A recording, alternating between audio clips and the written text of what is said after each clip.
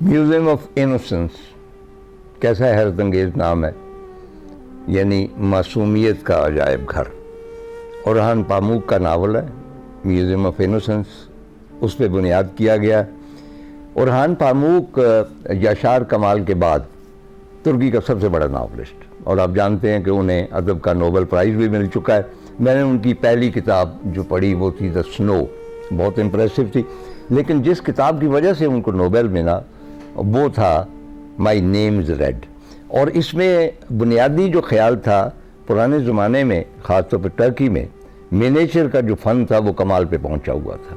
اس میں کچھ منیچر بنانے والے جو لوگ ہیں، آرٹسٹ ہیں، ان کی کہانیاں بیان کی گئیں اور اس کے اوپر بہت تحقیق اس نے کی۔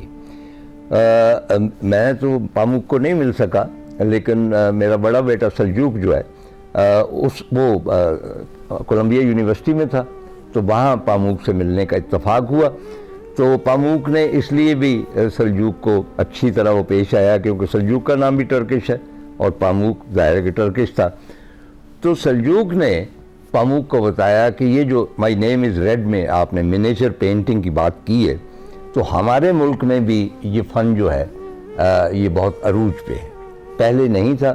نیشنل کالج آف آرٹس کے ایک ٹیچر تھے بشیر، اور بشیرہ بھی کہتے تھے، لیکن وہ استاد بشیر احمد تھے، انہوں نے ریوائیو کیا اور لوگوں کو لائے کہ آؤ اس فن کو سیکھو، کیونکہ مشکل فن ہے۔ آپ کو پتہ ہے نا کہ اس کے بال جو برش ہوتے ہیں وہ گلیریوں کے بالوں سے وہ تراشے جاتے ہیں۔ میں نے خود دیکھا ہے MCA کے بچے اور بچیاں باغ جناح میں گلیریوں کے پیچھے بھاگ رہے۔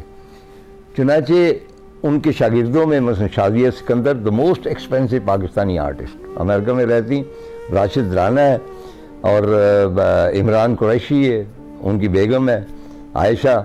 تو بہت سارے لوگ ہیں جو ان کی وجہ سے آج انٹرنیشنل سین پر ہیں۔ تو پاموک بہت خوش ہوئے اور انہوں نے کہا کہ مجھے چاہیے، ان کی تفصیل چاہیے، تو سلجوق نے بعد میں ان کو بھیج دی۔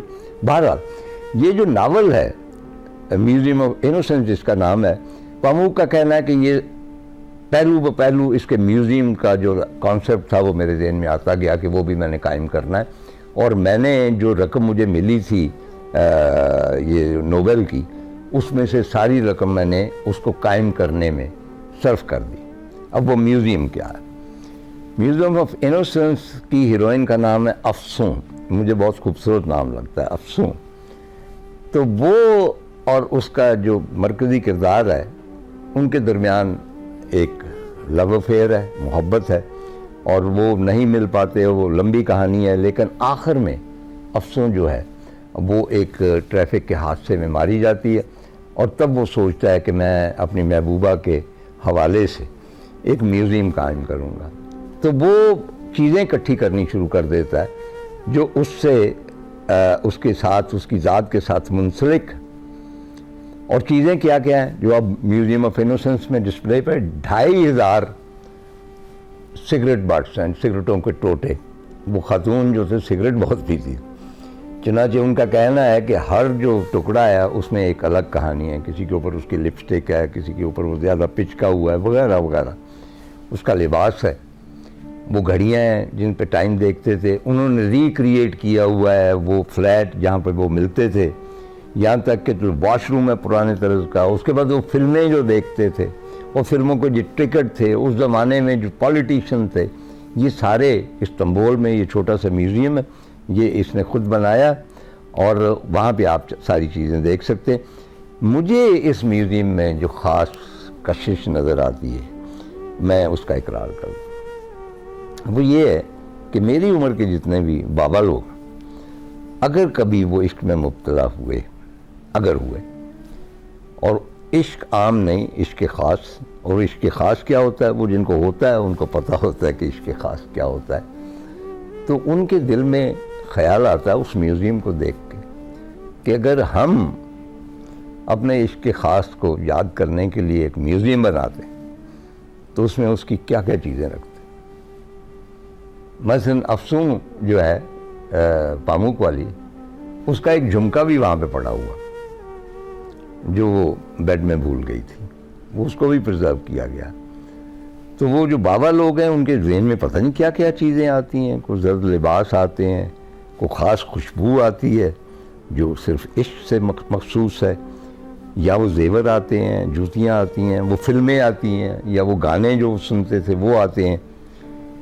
لیکن یہ طے ہے کہ ہر سینسٹیو آدمی جو ہے اس کے ذہن میں یہ خیال ضرور آتا ہے کہ کاش میں بھی اپنے عشق کو یادگار بنانے کے لیے ایک میوزیم بناتا۔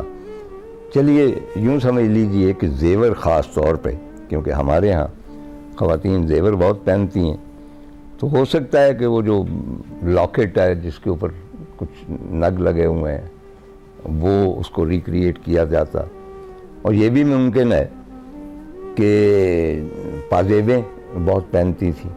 میں ایک خاتون کو جانتا ہوں، بوڑھی ہو چکی ہیں لیکن پاجیب ضرور پہنیں گی، آتی ہیں تو چھن چھن کی آواز آنی شروع ہو جاتی۔